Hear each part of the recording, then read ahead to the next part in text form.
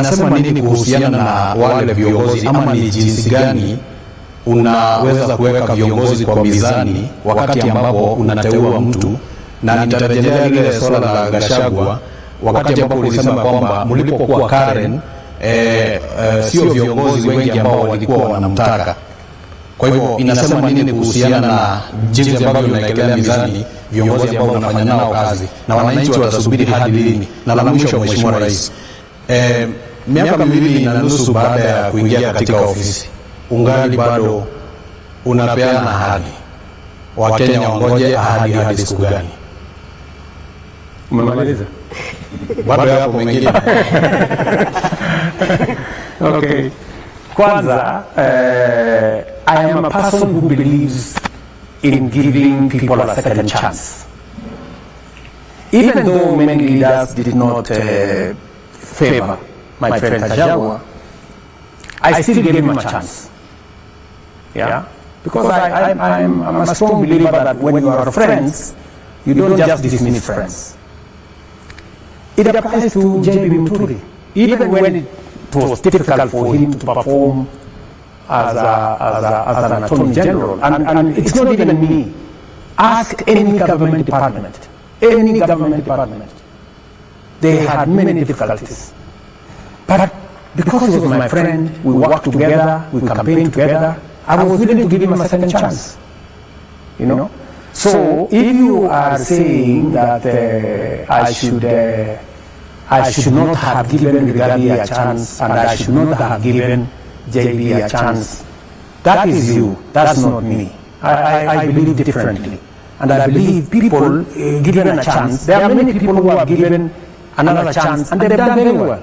You know, they have acquitted themselves. Sometimes maybe people are misjudged, and I want to see how, until it becomes impossible to work with the people who are in your team, you must give them a chance. So I gave my good friend Justin a chance, a second chance, but in the process he dismissed himself.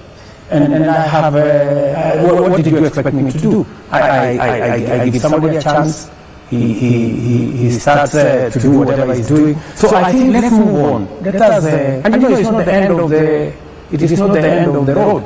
JB Muturi has a very good pension as a former speaker. So hawezi kuumia sana. Anaenda kuhangaika hapo na kazi nyingi. Hapa pension inaanza kusonga mbele. Labda tuone wakati ambao serikali imetulia na kazi inaendelea, kwa sababu sana ya kuhusu kazi, kazi inabadilika kila siku. Wanasema even before you own your seat, you are out. Even before you settle, even before you know where the chair is, where everything is, you are just out. Asante Njoki. Nataka kushishanisha sababu you're on record saying that there was a time your CSs, you knew their departments and ministries more than they did.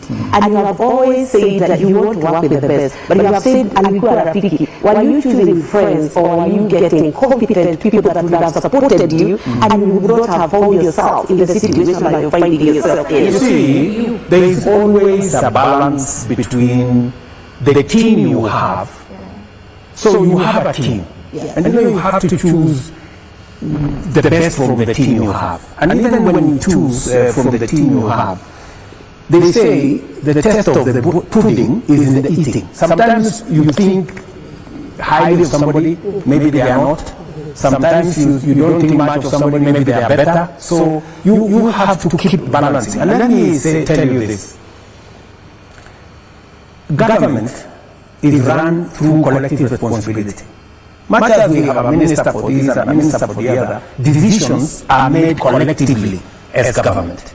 So whether you're having this ministry or having that ministry, it is your responsibility to understand government in its entirety and to work with all colleagues in different aspects. Let me tell you, my dear sister Nyokabi, you know, when you inherit a situation, and you inherit a situation where the economy is not doing well, and you have to do things, you have to cut down on this, you have to cut down on this, you have to stop this project, you have to stop that project, to allow the economy to breathe and to allow the economy to come back. I am now much more confident. And you know, when I tell the people of Kenya that the country was headed to a default, there are countries, now I'm not talking from space, there are countries who have defaulted. I don't want to mention countries by name. Kenyans know, and anybody who is interested in public affairs knows there are countries, our neighbors, many countries have defaulted. And when a country defaults, my sister, you are in so much trouble. Nobody wants to lend you nothing. Nobody wants to associate with you.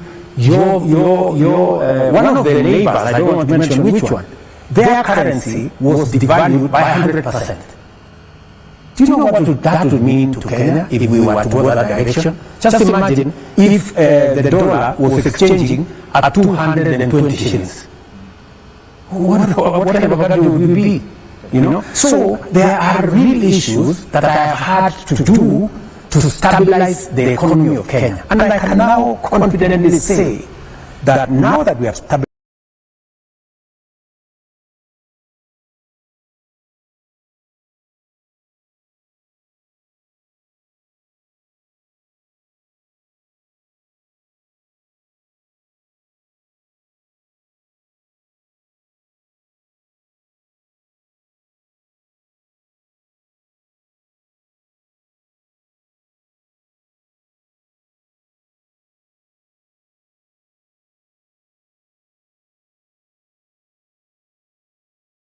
our country. And let me tell you, guys, friends, I don't know the guys is right. Friends, I don't know the guys. Let me tell you this, friends. Even in the midst of all these things, people are judging me. People are judging me. You know, even in the midst of all this, you know, even in the midst of all this, there are 200,000 Kenyans, 240 to be exact, 240 to be exact, as working in our housing program.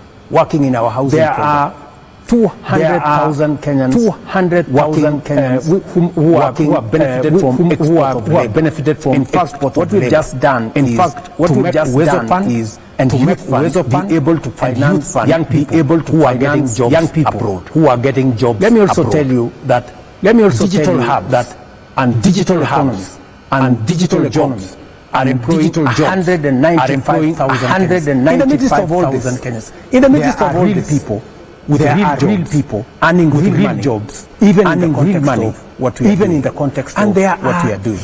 And there are real things happening. Real things happening. Are we building the market? You know? Are we building the markets? Are we building housing? Are we building housing? Have we tendered for hostels? Yes. Hostels? Yes. Are the roads now now? Are we doing universal health coverage? Are we doing universal health coverage? We are going to change that. We are going to change of infrastructure and we are going to see a different. We are going to see a different. Have we stabilized the education of the children? Education of the children. When I came into office, nobody knew. When I came into office, nobody knew what CPC was going to happen. Many parents, they did not know. They did not know what was going to happen next. The challenges with CPC. The challenges with CPC. I have hired 76,000 teachers. It's never been done by any government. It's never been done by any government. We have a new funding model. We have a new funding model. The court has now clear. The court says now it is the right model to say because it is the right model because children according to the ability of their parents, to the ability of their children from poor families. Children can get up to 90%. Can get up to 90%. Children of William Ruto and the other children of William Ruto and the other people can be funded less because their parents can afford. These are the kind of things that were challenges to Kenya. I have sorted them out. I have sorted out education. I am sorting out health. I'm sorting out housing. I am making sure that the economy is stabilized and we are moving the country forward. Kenya is not going to default. I can tell you.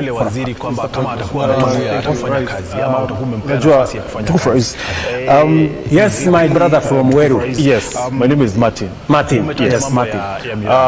Kuna swali ambalo dadangu hapa ameuliza na hujajibu. Ningeomba gani tafadhali kwamba mawaziri unawabadilisha mpaka sasa record 3 times in the ministry, Mheshimiwa Rais, kwa miaka miwili. Sidhani kwamba yule waziri kwamba kama atakuwa ametulia hata kufanya kazi ama utakuwa umempea nafasi ya kufanya kazi. La pili, mtukufu Rais, umetaja mambo ya miraa. Sijui kama uko na habari kwamba tunavyoongea hivi sasa shirika la ndege la Ethiopia Airways limewacha kubeba miraa ambayo ilikuwa inabeba miraa kwenda Israel, kwenda Sierra Leone, I think limewacha kubeba miraa.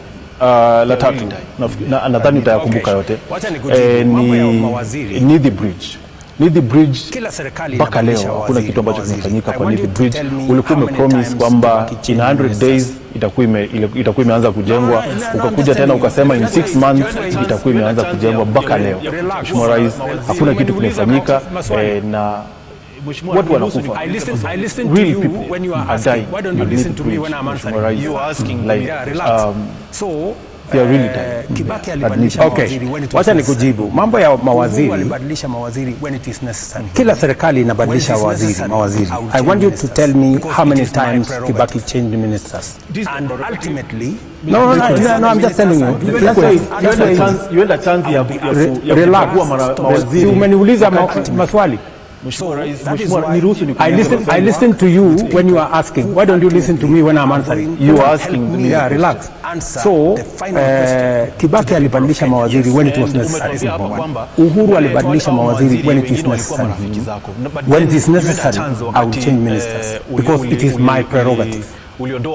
And ultimately, whatever the ministers are doing, ultimately, I will be asked. The bar stops with me, ultimately, with people who ultimately are going to help me answer the final question to the people of Kenya. Yes. And umetuambia hapa kwamba wale au mawaziri wengine walikuwa marafiki zako, but then you had a chance wakati uliondoa cabinet yote, you had a chance ya kuchagua watu ambao labda hutawabadilisha baada ya miezi mitatu ama miwili. Martin, kama unaona sijafanya vizuri, no, sasa unawabadilisha wewe mpaka sasa. Mimi mwanahabari saa nyingine hata nashindwa kukumbuka waziri fulani ni wa wizara gani. Kazi sasa hiyo, sasa utakuwa unaanguka mtihani usipojua waziri ni nani. That is your problem. Your problem is to find out who is the minister for whatever. So let me just tell you that kazi ndio mimi niko nayo. Nitafanya vile naelewa inapaswa kufanyika. Let me give you an example. Siku ukikuwa rais, ndio kuige bwa mwere ufanye hivyo vile unataka. Kuna wakati mmoja alienda kumuona Rais Kibaki. Sitaki kujibu hivyo. Kamwambia bwana rais, kuna shida hapa, kuna shida hapa, hapa iko shida, hapa iko shida, hapa iko shida, ungefanya hivi, ungefanya hivi. Kibaki akanyamaza, akamsikiza. Alipomaliza akamwambia kwa hivi, na maneno yote umesema kwamba hii Nithi Bridge, siku ukikuwa rais ufanye hivyo vile unataka. Wacha mimi nifanye vile najua. Sitaki kujibu hivyo. Nilikuwa lakini Mheshimiwa Rais, so Nithi, wacha tuende kwa Nithi Bridge. Huyu jamaa ananiuliza. Niliwaeleza wananchi wa Tharaka Nithi mahali my deputy anatoka kwamba hii Nithi Bridge tutaishughulikia. Right? Ukiuliza Kinoti wa Kera